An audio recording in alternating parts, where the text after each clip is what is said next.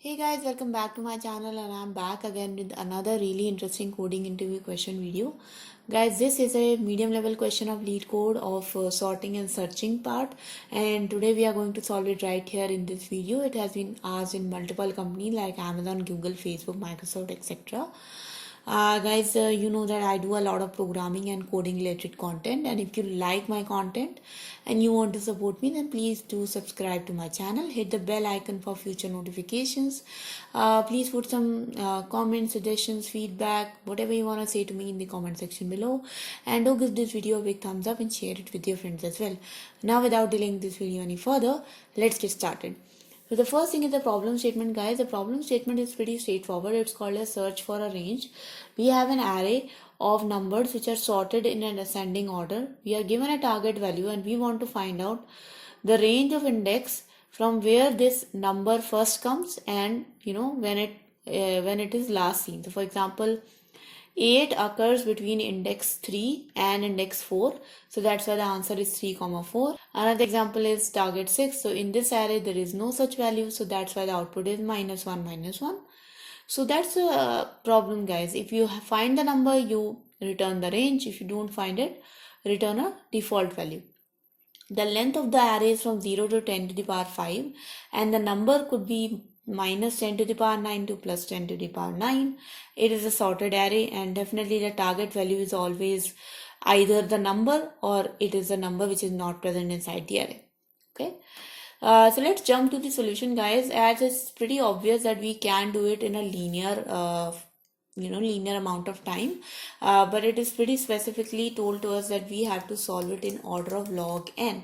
So to solve this in order of log n, we are going to use a method of binary search. Let's see how we can implement it. So what we have to do first, guys, we have to basically declare a result variable and initialize it to -1, -1, so that's our default value which we are going to return. Okay, now I'm just going to write here result 0 becomes equals to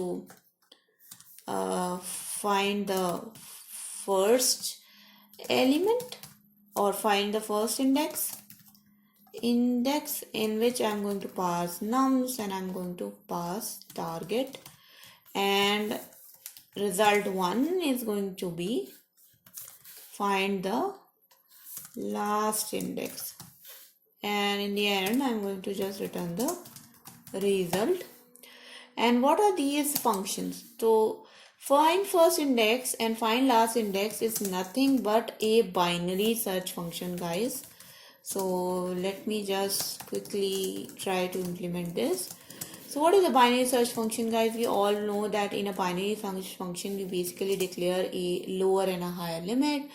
So that's going to be it. Our lower limit is going to be 0.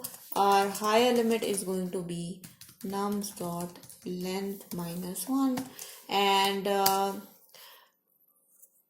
our by default result is going to be, or let's name it res, is going to be -1. So this is going to be my default value, which default index which I am going to return.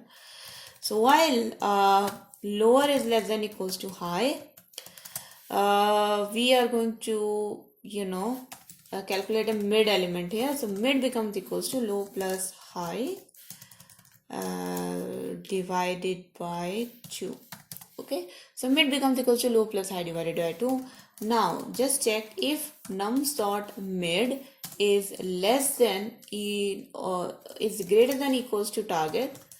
Then what we are going to do, if the number is greater than the target element, it definitely means that the target element exists in the lower half. So what we are going to do, high becomes equals to simple mid -1, and else the low element becomes equals to mid +1. Okay, finally in the end we will get to a position where nums dot mid will become equals to target, and if that happens, then simply set res becomes equals to mid. Okay, and finally in the end return the result. I'm just going to copy this function, guys, and I'm just going to change this function to return the second element. So find last index. In this we are going to just reverse the comparator sign. So here I will check if the number middle element is less than equal to target. So if the middle element is less than equal to the target element, it means that I have to set my lower element to mid plus 1. Otherwise I have to set my higher element to mid minus 1. So higher will become equals to mid minus 1.